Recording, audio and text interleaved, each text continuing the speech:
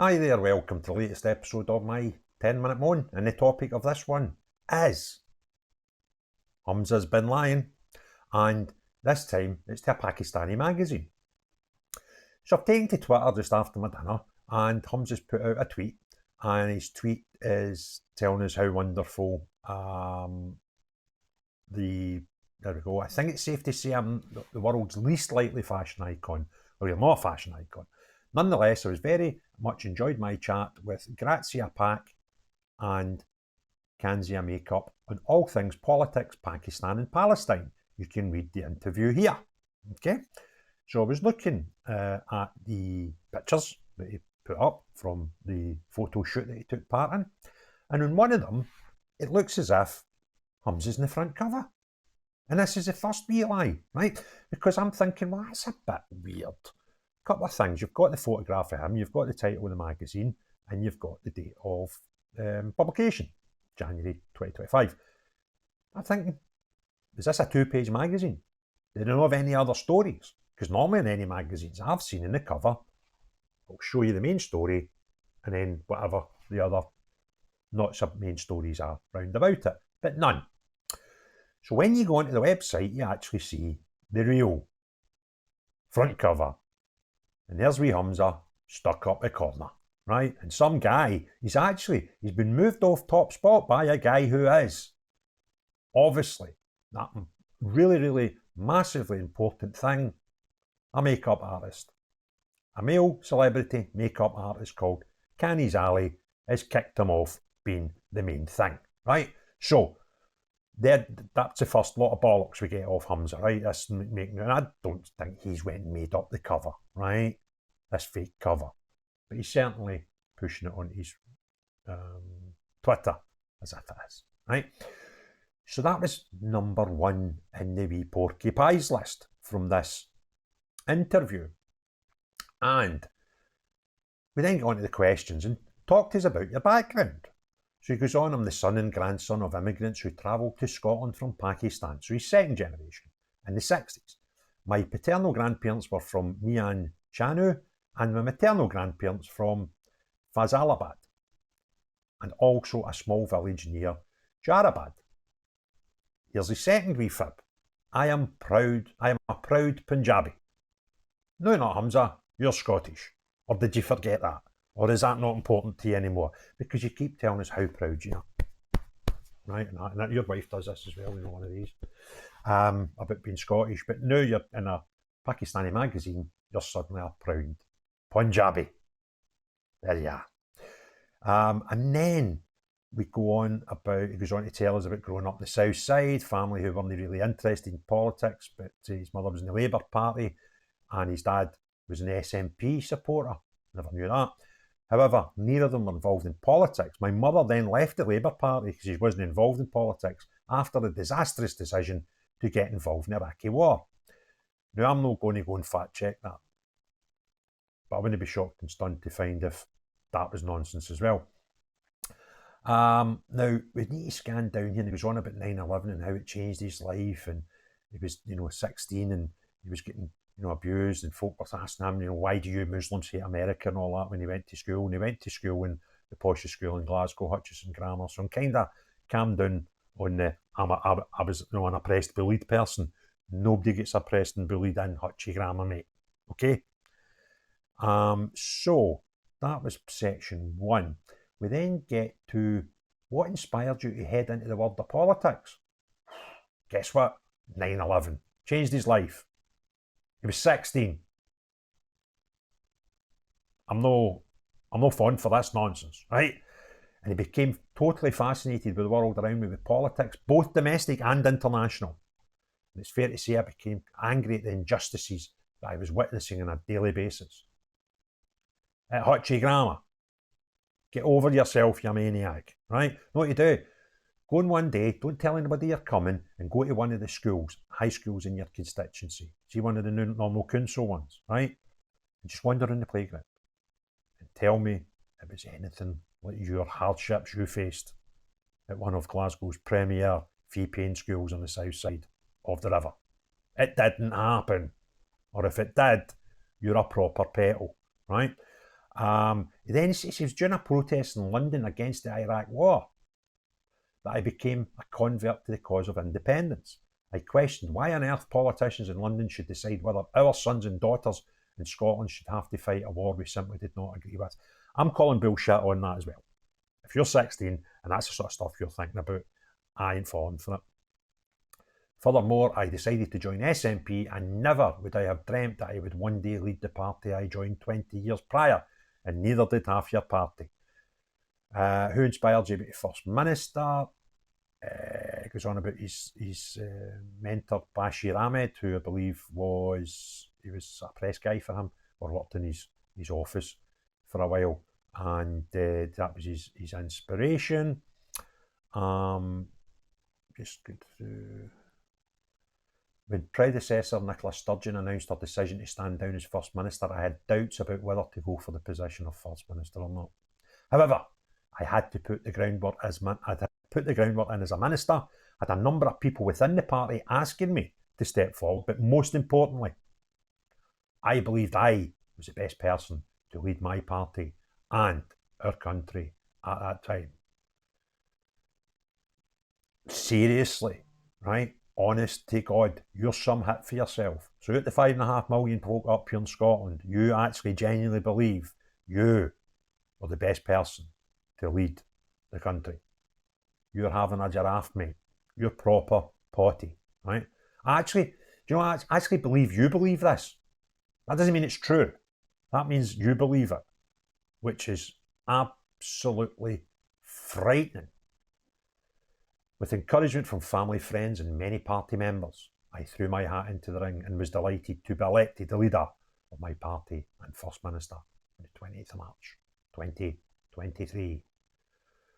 All right, what aspects did you enjoy most? He's asked next. Now, there was a couple of absolute belters in here. I should have, cyber highlighted them before I came on to do this. But when I was reading it the first time, I was pissing myself, to be honest with you.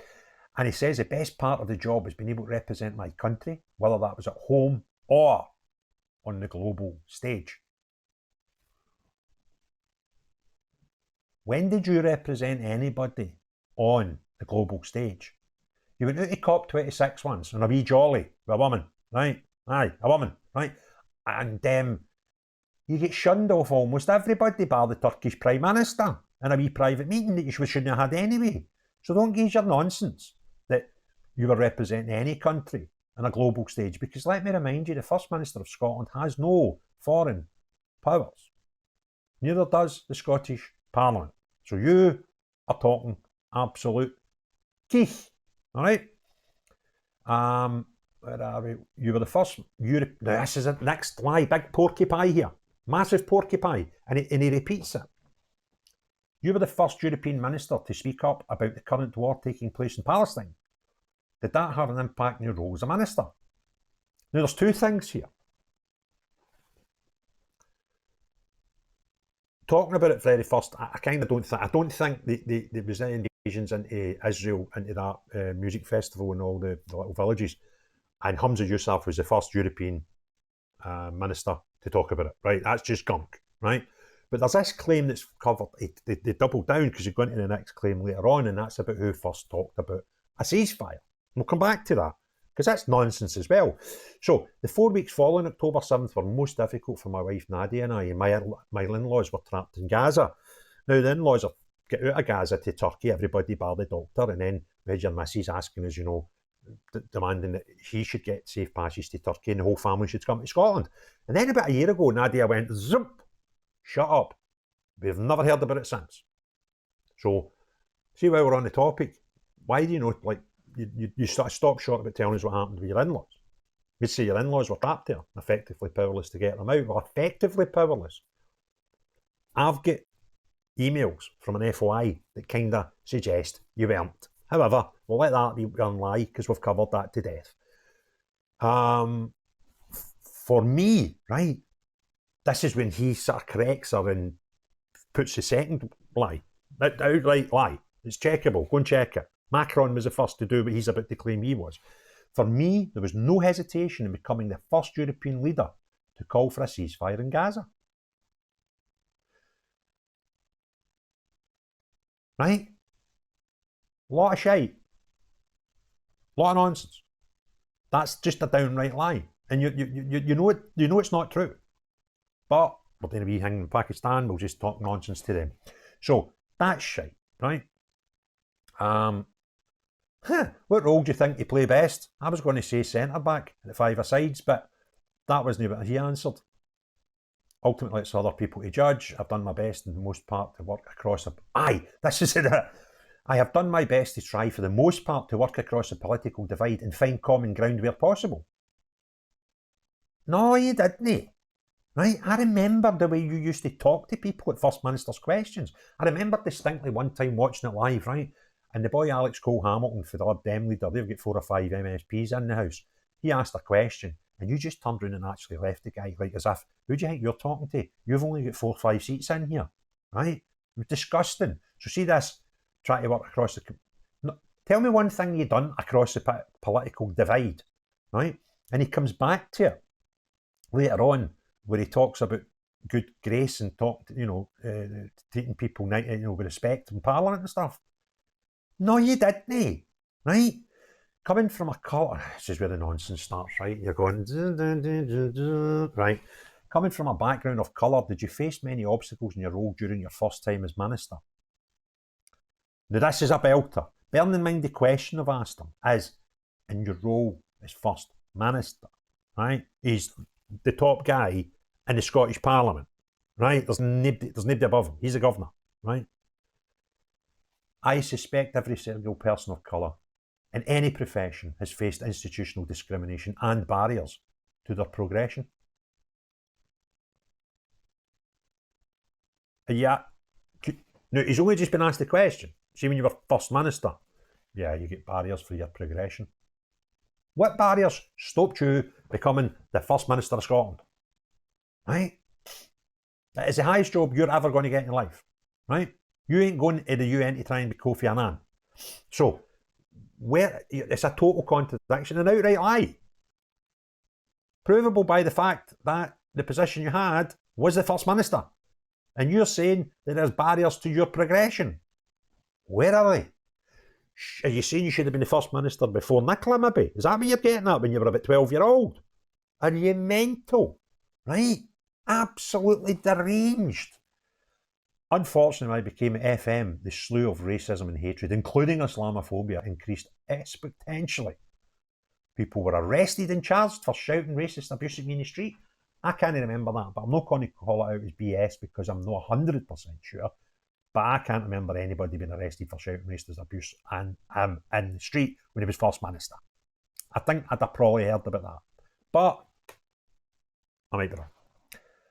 And death threats were made against me, my wife, and children. People were telling you they were going to kill your children. I kind of doubt it.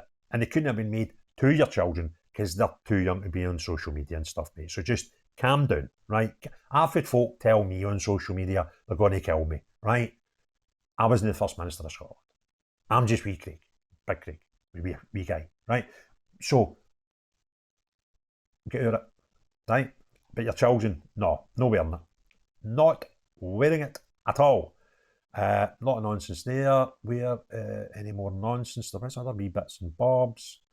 Challenging aspects. Sorry, he goes on about his mental health and all that. My First Minister and my wife and how how difficult it was for her. Who's your role model? Malcolm X was an inspiration for me growing up. Seriously? Is that right? Imagine me, HUMZA, 4 and 5. What do you want for your Christmas, son? Can I get a Malcolm X suit, please? Right? Didn't happen. Obviously didn't, because you didn't celebrate Christmas. But that's by the by. Where are we? Blah, blah, blah. He admired his strength of character, apart from that wee bit when he went to the Nation of Islam. That wasn't too good. But then he found his ways and he embraced orthodox Sunni Islam. And it was all right again. Right? Oh, my word. And how do you handle disagreements with fellow colleagues? There was a bit. Is this? Here. Disagreements are natural and occur regularly in politics. I've always tried to avoid any personal attacks, be they in relation to colleagues or even opponents. HUMZA, stop talking nonsense, right? We've all heard you First Minister's questions, the way you spoke to people. So this is just nonsense and bollocks as well. But it's funny, I'll give you that, it's funny. I did have a laugh, see when I first read this. I was chortling, honestly. Physical condition, emotional health. Where are we? Aye, what do you think the media's role in the current situation of the war? Right? It's the war, right? Now, there's wars all over the world. There is Muslims getting killed in bigger numbers than Gaza. But he's talking to a Pakistani magazine and they talk about the war and the two of them automatically know they're talking about Gaza, right? I have never witnessed such dreadful, biased and inaccurate reporting from some media outlets, particularly Western-based media outlets, all my life. This is the best bit, right? Hodge back. We see the evidence of mass killings and slaughter on our smartphones. It's been streamed live into our living rooms, and yet we get headlines that tell us that children in Gaza are being killed, but failing to tell us it was an Israeli airstrike that killed them. What? Right, Israel's at war with Gaza. The place gets blown to smithereens. Who done it? And one, you're expecting me to believe newspapers didn't say these were through Israeli bombs and airstrikes. Total nonsense, mate. Total redefining history, right? It's just bonk. This is stuff that's months old, right? You're trying to restructure it. And it's just actually laughable, right? The difference in reporting in Ukraine in comparison to what's going on in Gaza is blatant demonstration, not just of bias, but of racism. Now, forgive me if I'm wrong, right? But when we used to get a lot on Ukraine, and then obviously Gaza started and it was as if the Ukraine hadn't happened. When we had the Ukrainian war at the early days and we're getting coverage almost daily, or it was daily, I can never remember seeing somewhere in getting blown up in the Ukraine and I'm having to actually go, oh, by the way, just in case you don't know and you've not worked it out, right, that was a Russian bomb that done that.